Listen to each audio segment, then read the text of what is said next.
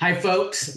Nick Vargas here with the Source LGBT Center, and we have a super special guest. I'm excited to get to know Caroline Kingsbury. She, her, will be performing at Pride Visalia October 12th. From her set time will be around 2 p.m., but Pride will be happening from 11 a.m. to 4 p.m. that day.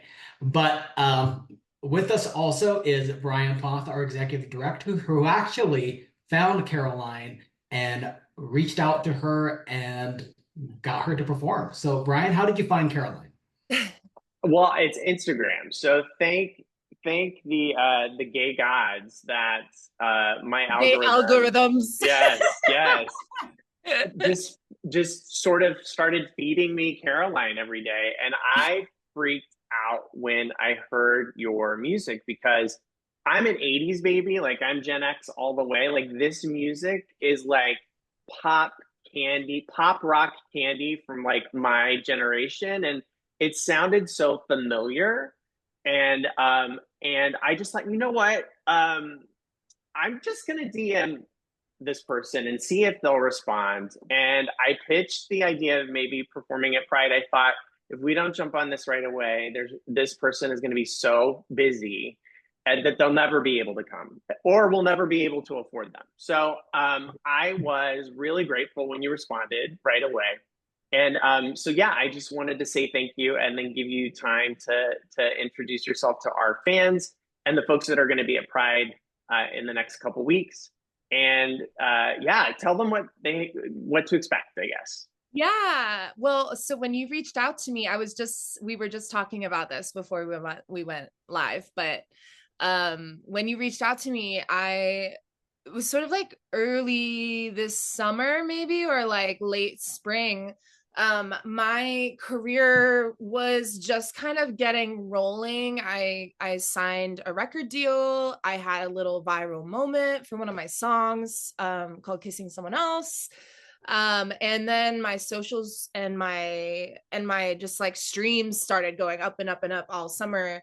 And like when you reached out to me, literally, I am now like booked up the next 6 months. And Yeah.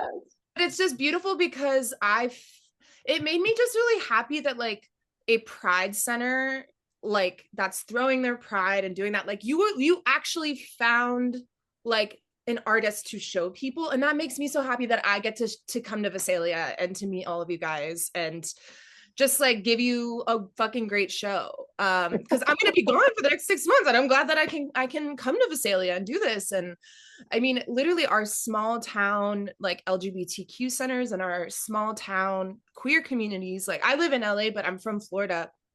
Um, and like our small town queer communities and centers are so insanely vital for the survival of queer people because in majority of small towns there's like sort of a conservative mindset or a conservative politics, and like it's still really rampant in the United States. So just the fact that you guys are doing this and throwing a pride event where you found me, like, and I'm, like, I don't know. I think it's such a beautiful thing. And I think it's beautiful timing as well, like with the election coming up. Like we need some fun and we need like a little break, Mhm. but also a reminder to vote. Yeah, and we'll be Yeah, doing that. We'll be doing that at Pride. yeah, Um, yeah, exactly. It's yeah. great. I'm so honored that you guys chose me and you asked me, and I can't wait to give you an amazing show. It's gonna be fucking great. Yeah, we have people DMing us, messaging us, when's Caroline performing? I want to make sure I'm there for that. Uh, Yeah. so our audience is excited too. Yeah, so I'm performing at 2 p.m. on the 12th, Mhm. October 12th, Yeah, right? October Okay, 12th. Yes. great. October And 12th. there's sort of like not a secret show, but like this other show that's happening Yes. the night before. Yes. And we're kicking off a really kick-ass project. It's Yeah. called The Gleam. It'll be the first of its kind in our area. And I can't like this is like I don't know if you believe in like Kismet divine like stuff like The Oh, I Gleam do. literally looks like one of your music videos or all of your music videos. So Yes.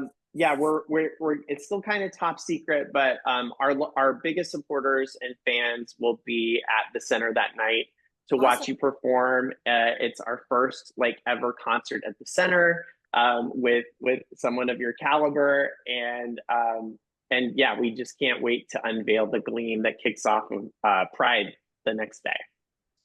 It's amazing. And you guys also won, there was some kind of award. Would you remind me of the award that you guys won? Because I think It, that's really impressive. yeah, it was the James Irvine Foundation Leadership Award for 2024. And huge honor to be nominated, but to actually win out of nearly 400 applications in California, like it was very exciting. That's really, and it's also just a testament to like the fact that like Visalia is not like the first place that comes to mind when you think California and gay, but like the fact that you guys are there and you're providing this community space, and like having a community space plus like throwing events to bring people together. That's like the cornerstones of like keeping like humanity together, and like we can't I think like the more that I am involved with like pride stuff, and like also I've just like a little bit about me, because I feel like I'm just throwing a lot of shit at you guys, but basically I'm from Florida, and I'm from a small town in Florida. I grew up really Christian, like evangelical Christian, and in a conservative town, and like great people, like not bad people, just like misinformed, and just the culture and the community around that, all that is bad, but yeah, that's where I grew up. And then I lived in Nashville for a period of time, and then now I live in LA. And I wish that I had a Pride Center where I grew up. Like I wish that I had a community, a visible community, because that's really it. It's like they've always been there. We've all been there. We've always been there. It's just a visible community, and also like people who can stand up for your rights and like lobby and stuff for you with the local governments as well. Like it's just so important, especially as like queer people's rights and trans people's rights are being questioned in a lot of places. It's just really important. Our local pride and community centers like are very important. Yeah, and I live in LA now, and I have 3 cats. There's one. The other one's right over there sleeping. Yeah.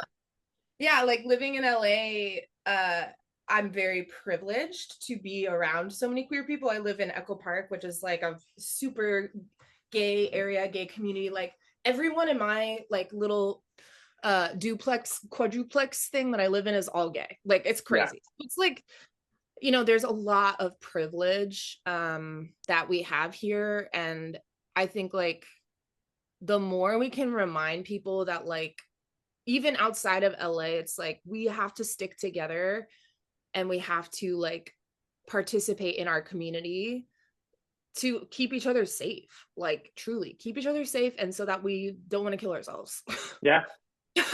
So you have a song called Alabama right now, which is amazing. And I have to say, like, some of my favorite songs are, of course, Our House is a bop. And also Take My Phone Away. Do you want to talk a little bit about the music and maybe what inspires you, or how you would describe your sound?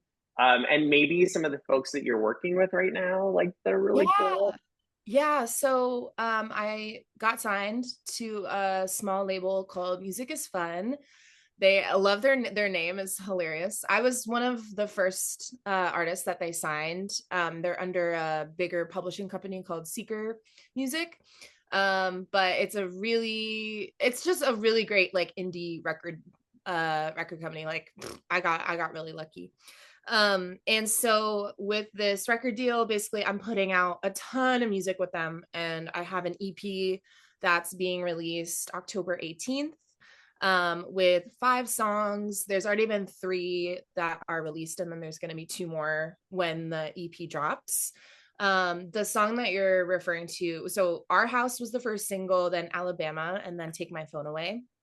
Alabama has like a very, very special place in my heart. And also the sound is very 80s. Everything that I do is very rooted in the 80s, but then also I really like early 90s, like Annie Lennox, the Eurythmics, and like I like pulling from a lot of different genres from the 80s. So I also love Bruce Springsteen. I love Cyndi Lauper, The Cure. And then there's like a lot like Sushi and the Banshees. I might be saying it wrong. Susie. Yeah. Susie. I know I always say Sushi because there's an X in her name. But there literally should be a restaurant in Silver Lake called Sushi and the Banshees. Like, if people are sleeping on that right now, if you're watching this, and you've got... So we're opening a restaurant. Yeah, so just I'm really inspired by all those artists, but then like I'd say my more recent influences would probably be Muna. That's a really big one. I didn't know about Chapel until probably 2 years ago.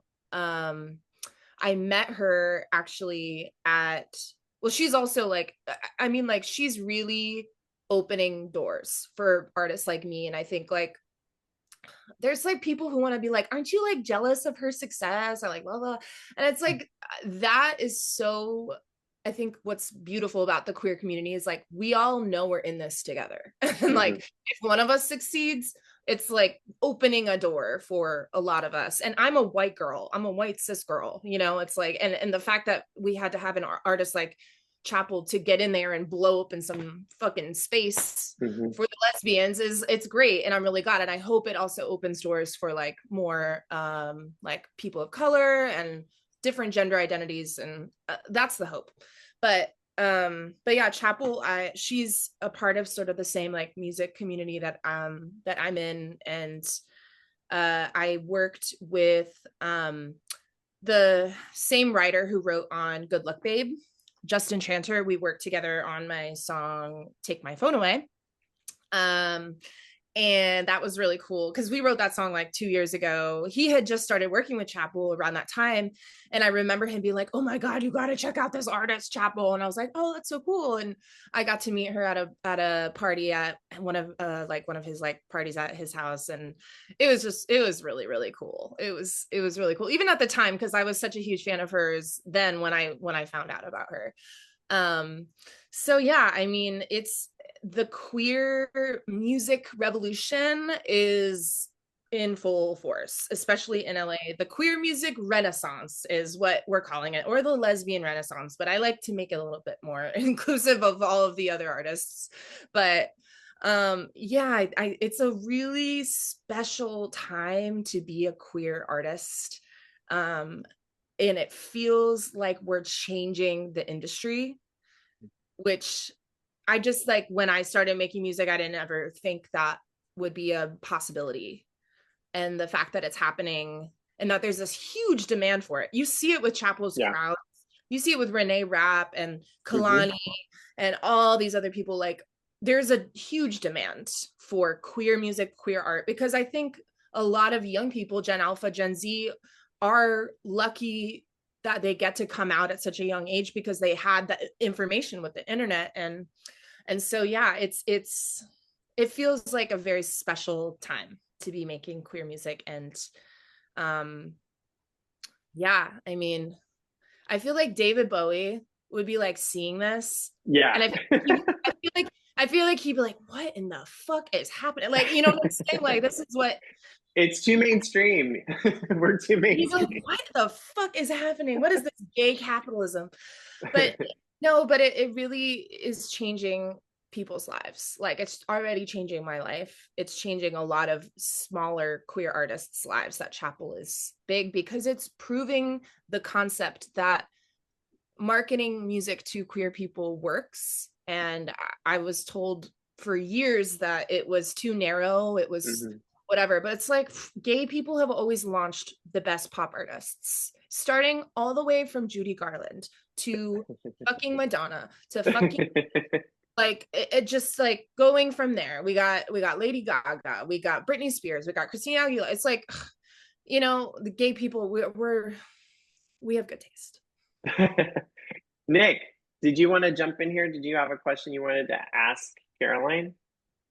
So, will this be your first Pride that you performed at, or have you Yeah, done others? Oh, wow. my first one. Yeah, I didn't come out until I was I'm 29 now, but I didn't come out really fully until I was 24. So I've been out for 5 years, but I've been out to myself since I was like 18, but I didn't like really fully come out until I was 24. And so yeah, I mean, no one's ever asked me. So it's the first time. Yes, thank you, algorithm. Well, it's going to be exciting. There's going to be 2 to 3 thousand people there, and you'll be on the main stage now. 3,000 people. Up to, yeah. The stadium can hold 4 to 6, but based on our numbers and as much publicity as we're doing and all the great artists we have like Oh, you, that's a lot. we're hoping. That's a little more than I was expecting. Okay, well, when you look out on the lawn, you're gonna see a bunch of people. So it's gonna be exciting. We're very grateful that you're gonna be there. That's a lot. And we're so this the description you had of the place that you grew up and how it felt to grow up there is very much the what it's like here in Central California. I grew up, I went to high school here and then I moved to LA. I was there for 30 years. So like I'm so jealous that you're still there. But I moved home and and Nick moved away to San Francisco and moved back, and we both moved back around the same time, and not a lot had changed in 30 years, which was really sort of like a bummer. Don't move back. Yeah. You Yeah. did.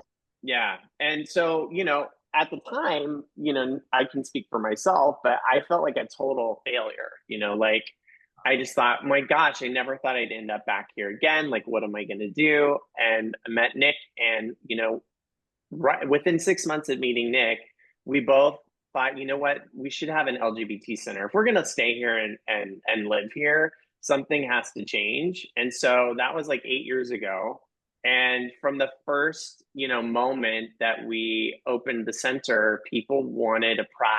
And we tried to throw a pride the first year, and the ticket sales were so amazing that we couldn't hold it in the venue that we had. We were going to have it in a park, and we thought maybe 100 people will show up. And people started registering for this event, and the fire chief called us and said, you can't have this event. Like, it would be illegal for you to have it here. There's too many people online. Like, it was really cool. So from there, Pride has grown every year, and now we host our Pride in the ballpark, the stadium of our town, which is like where everything happens here. And it's really cool. It's just a very cool event. It's so not like other prides at all. Like, to me, it feels very much like a festival or like a county fair, but with just a safe, queer, friendly county fair. I love that. Yeah. That's incredible. And the fact that none of that would have been possible without you guys moving home. And as much as you were like, I feel like a failure, it's like life brought you back home to make a difference. And damn, that is so cool, you guys. This is so special. I'm gonna be filming like a ton of stuff, and I'm excited to like cut together a little video and like highlight you guys, and we're gonna be filming a lot of content and shit like that. So I'm excited to highlight you guys and bring attention just to the amazing work that you guys are doing. Can you share with everybody who you're opening for, like the day after you're at Pride, or like 2 days after? Because I'm freaking out. Yeah, so I'm opening for Juliette Lewis, who is this incredible actress, but also punk singer, Juliette Lewis and the Licks in San Diego. She found me on Instagram too, which is so insane that like I think it's like I hadn't really been putting myself out there on social media for a while because I was like afraid of it. And you know, I think especially when TikTok was starting, I was just like, oh no, not another fucking thing that I'm gonna have to do. It's changed my life. It has. I think it's like I've been here, I've been around, I've been playing music, I've been touring for 10 years. And when I was like, okay, I'm going to put myself out there, it was like, people really responded. And Juliet was one of them.